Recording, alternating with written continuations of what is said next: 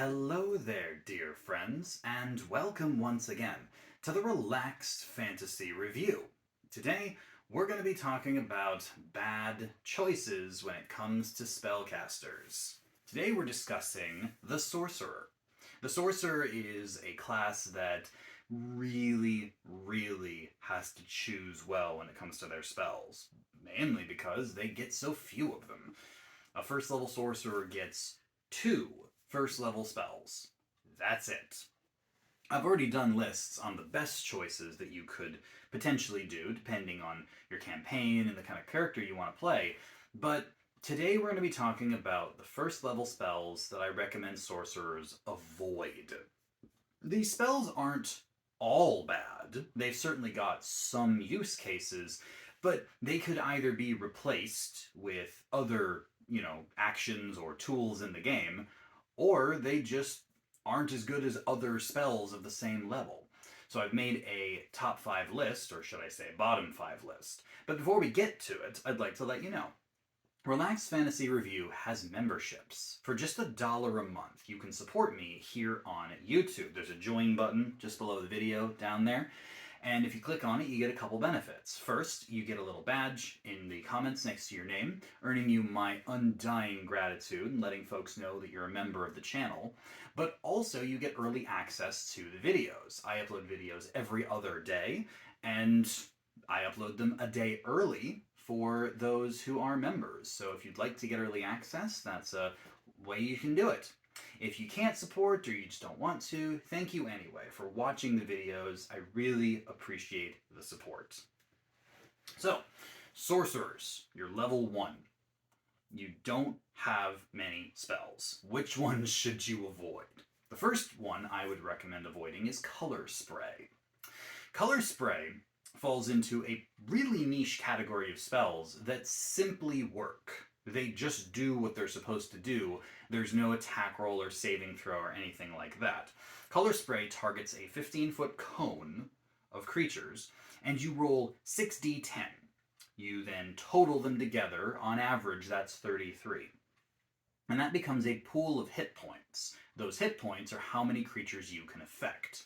So, for example, if you're fighting, half a dozen kobolds, for example, they tend to have 7 hit points apiece. So you just start subtracting their hit points from the pool that you've rolled, starting with the one that has the highest HP, and they become blinded.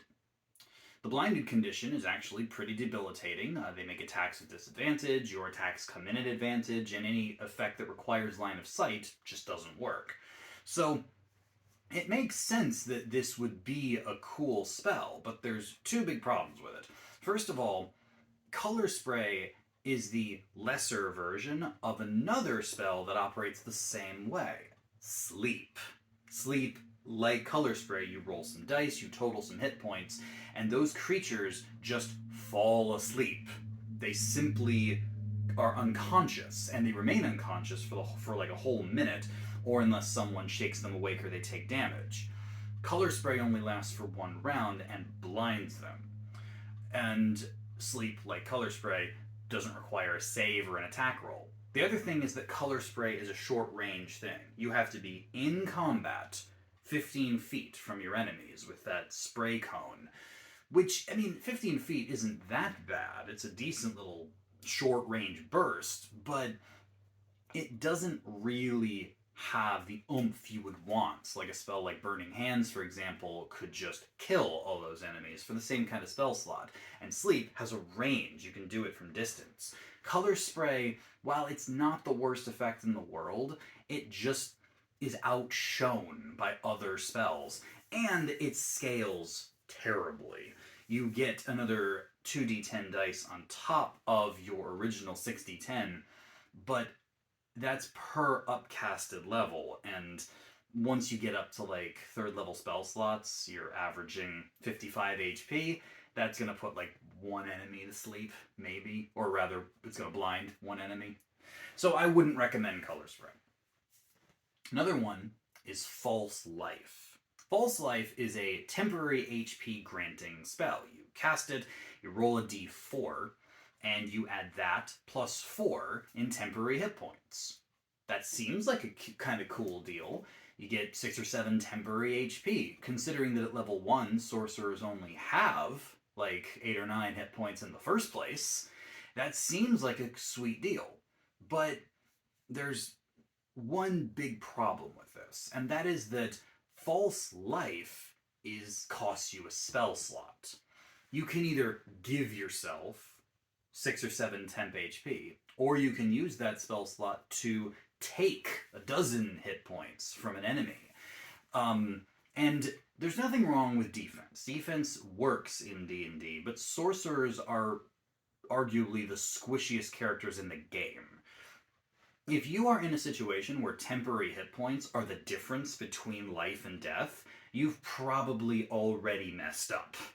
And false life, using one of your precious spell slots to just make up for that mistake, feels like you're preparing for the worst, and there's other ways to prepare for that. Not to mention that if you take just a feat, Eldritch Adept, or a couple levels of Warlock, which is a great multiclass for a sorcerer, you can get False Life for free. There's an invocation where you can just cast it at will for no spell slot cost. So wasting a spell slot on it just isn't worth it. Another spell that really isn't worth it is the spell Jump. Jump is one of those spells that kind of is confusing when you read it because it sounds okay. You cast it, and for the next minute, you get to triple your jump distance. Now, your jump distance is based on your strength score. Sorcerers typically don't have a high strength score, so usually with a 10-foot run-up, you'd be able to jump your strength score number of feet. So 10-foot run-up, and let's say you have a 10 in strength. That means you'll jump 10 feet. The jump spell suggests that you'd be able to jump 30 feet with a 10-foot run-up. But that is not true. The problem with the jump spell is that it doesn't explain the rules of jumping. And the rules of jumping state that you have to use movement speed in order to cover distance. If your movement speed is 30 feet and you do a 10-foot run-up, the furthest you can possibly jump is 20 feet, because that's the rest of your movement speed. So the jump spell just doesn't help you get extra distance. You know, if there's a 10-foot gap, you can clear it without the jump spell, and if you have to clear a 20-foot gap, sure, the jump spell could help you, but there's other things that could do that. You could use a rope or a grappling hook, or you could, the next level, or the next spell level, you can use Misty Step to just pop 30 feet, which doesn't use your movement speed. The jump spell would be cool if it overrode the jumping rule. If it was like, when you jump, your jump distance is tripled and does not cost movement speed. Then you run 30 feet and jump 30 more feet. That would be cool. That would be an amazing spell. But that's not how it works. So, unfortunately, it has to go on this list. Another spell, which really seems like a cool idea but doesn't quite live up, Witch Bolt. Witch Bolt is another famous first level spell for not being that good. Seems cool. You cast it as an action and you concentrate on it. This is a spell that actually takes concentration. Target a creature within 30 feet. And if you hit them, they take 1d12 lightning damage, and you draw like an arc of lightning between you and them. On subsequent turns, assuming the spell is still going, you can use your action to deliver 1d12 damage again. Now, at first glance, that seems cool. One spell slot, and you just get to deal the damage over and over. That's kind of dope. There's two big problems. First of all, this spell is completely undone if you ever are more than 30 feet away from your target, which means that all they have to do is walk away from you. They just have to create distance, and your arc vanishes and the spell ends. So, in reality, you're probably only going to get this off once, unless you're in incredibly close quarters and they can't escape. The other problem with this spell is that it doesn't upcast well at all. The idea is that the spell says for every spell level you upcast it, you get another d12. And that sounds awesome, cast it at 3rd level, do 3d12 damage, and then just repeat it every turn. No. You do 3d12 damage on the first lightning bolt, and then every subsequent turn where you're using your action to deal damage again, you're only doing 1d12, regardless of what level you cast it at. So, the upcasting's bad, and the mechanics in the spell are bad, and it uses concentration. There are other things you could be using your concentration on that are much better. Witch Bolt is a trap spell, which, I'll be honest, I actually fell into that trap the very first time I played Spellcaster. I used Witch Bolt, and it disappointed me greatly. So, I do not recommend it at all. Final spell on the list, Distort Value from Acquisitions Incorporated. This spell does something very simple. You cast it over a minute, and for the next 8 hours, the object that you've cast it on either doubles in its appearance or halves in its appearance when it comes to its gold value. So you can take an object that is kind of beat up and not worth that much, cast Distort Value, make it look super shiny for the next 8 hours, and you can sell it for more money. Or, I suppose, if you can subtle cast as a sorcerer, cast subtly, you could distort the value of an object to make it look cheap, potentially getting it at a discount from a shop owner. That's not a bad idea. There's, again, 2 problems with this. First of all, Distort Value does have a way that it can be seen through.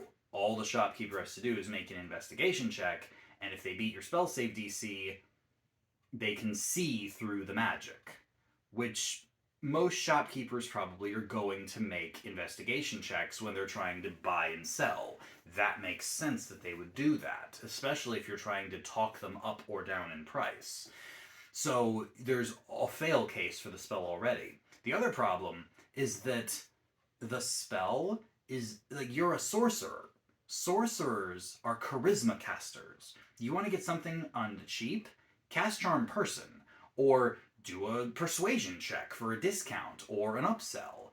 As a charisma-based character, that doesn't seem like a very far-fetched thing. I mean, you're not a bard, but you're still a charisma-based person. So using a spell slot to do it might help you, but you also could probably get the same effect just by doing a skill check and not wasting a spell slot. And, of course, if you use magic to distort value and they do manage to see through the enchantment, well then what? Are they going to be pissed at you? Probably. So, all in all, the spell just isn't really necessary and is taking more risks than you need to take just to get a discount or an upsell. And that's kind of the vibe with all of these spells. None of them are worthless. They all have some use. Whether it is blinding enemies for a turn, buffing yourself up because you know you're going to be taking some damage, or clearing a bigger pit and you don't have a rope on you. Like, there are reasons these spells exist, but they are rare or can easily be done in other ways. And as a sorcerer who really has to choose their spells carefully, these ones, I feel like they would be a waste. There are so many better spells to take on the sorcerer list, and if you've chosen one of these as your rare first level pick, I think you should think again. This has been the Relaxed Fantasy Review. If you enjoyed the video, please like and subscribe down below. Have a look for the join button down there, and keep your eyes peeled for more spell reviews coming down the line soon. Have a good one, my friends.